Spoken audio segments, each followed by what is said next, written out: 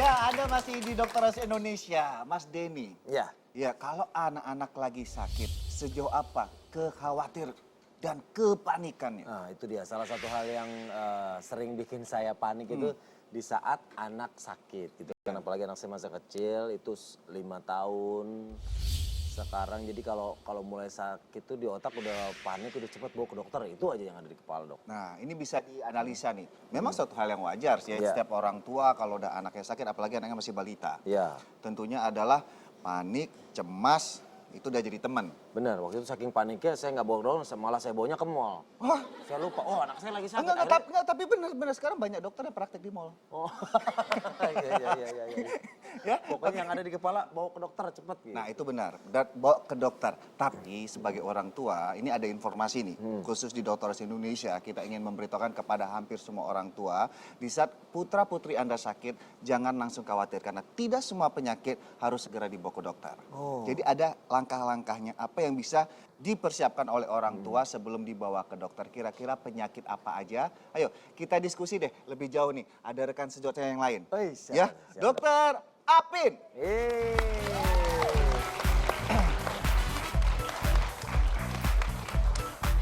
Dokter Api. Halo dok. Wah hijau pas dengan layarnya dok. Silakan dulu dok. Silakan dok. Nah, Dok, emangnya kalau sakit anak kalau saya sih buru-buru pengen bawa ke dokter aja ya dokter. Iya. Ya. Di otak saya jadi kalau sakit tuh anak saya pengen cepat bawa ke dokter. Emang bisa di apa-apain dulu gitu dok? Ya, pada dasarnya yang paling memahami kondisi anak adalah orang tuanya. Iya. Jadi, kalau faktanya sebenarnya sebagian besar penyakit anak itu adalah yang tidak membutuhkan ke dokter. Nah, untuk itu orang tua perlu memahami sebenarnya kapan sih kondisi yang mengharuskan ke dokter dan kapan bisa ditangani di rumah saja. Misalnya dok yang bisa di rumah nggak usah dibawa ke dokter. Kondisi demam. Ah bener demam panas Nah, gitu dok. orang tua seringkali berpikir makin tinggi suhu itu menandakan makin berat penyakit sehingga harus segera dibawa ke gawat darurat bahkan. Padahal itu tidak berlaku. Belum tentu makin tinggi suhu makin berat penyakit seorang anak. Bisa jadi suhunya tinggi mungkin akan batuk pilek biasa. Sebaliknya, mungkin suhunya hanya ringan, 37,5, 38, ternyata anaknya sakit berat sampai harus dirawat di ICU bahkan. Nah, yang terpenting adalah orang tua mengetahui kapan kondisi ini dikatakan sebagai gawat darurat, kapan sebenarnya bisa ditangani di rumah saja. Dan demam adalah suatu gejala, bukan suatu penyakit. Jadi, itu adalah suatu alarm. Kalau badan kita kemasukan kuman, virus atau bakteri, maka kita akan bereaksi dengan cara menciptakan demam. Dan di sisi lain, demam itu diciptakan sebagai tujuan baik. Pada kondisi demam, virus dan bakteri justru tidak dapat berkembang biak dengan baik. Tapi orang tua seringkali khawatir anaknya akan mengalami kejang demam atau akan step by step kejang demam itu sebenarnya tidak berlaku demikian. Dan untungnya dari 100 anak yang demam sebenarnya hanya 4 yang akan mengalami kejang demam. Dan kabar baiknya adalah 90% kejang demam itu ternyata tidak merusak otak. Hanya sebagian kecil kejang dengan gejala demam yang dapat merusak otak. Oke, nah ini kita baru bahas satu nih, yaitu demam, tadi gejala. Nah bicara masalah demam, jadi para orang tua harus memperhatikan beberapa hal. Kemungkinan satu hal yang sepele lagi kayak dehidrasi ya dok ya. Dehidrasi juga terjadi peningkatan suhu tubuh. Jadi kayak obat-obat penurun demam yang bisa diberi tanpa rekomendasi dokter ya sebaiknya memang dipersiapkan dan tentu adalah cairan. Kedua biasanya apalagi dok selain demam?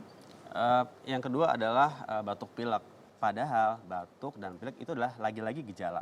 Batuk diciptakan tubuh untuk membuang benda asing yang masuk ke dalam saluran napas. Kuman, virus, bakteri pun berusaha dibuang oleh tubuh dengan cara dibatukan. Pilek yang ingusnya kadang awalnya bening jadi hijau, kental, coklat. Itu pun usaha tubuh untuk membuang virus dan bakteri.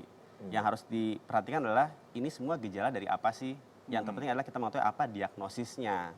Demam, batuk, pilek, apakah ini suatu infeksi saluran napas akut yang ringan atau mungkin gejala suatu infeksi saluran napas akut bawah yang berat.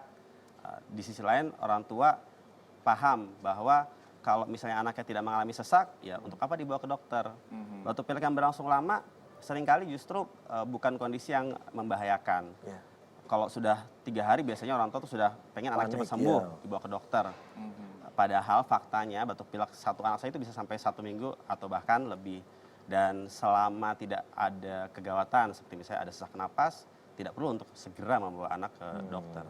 Nah dok, sebaiknya gimana dok? Misalnya anak kita mulai panas, Itu apa yang bisa dikasih dulu atau dilihat apa suhu tubuhnya berapa udah harus dibawa itu gimana dok?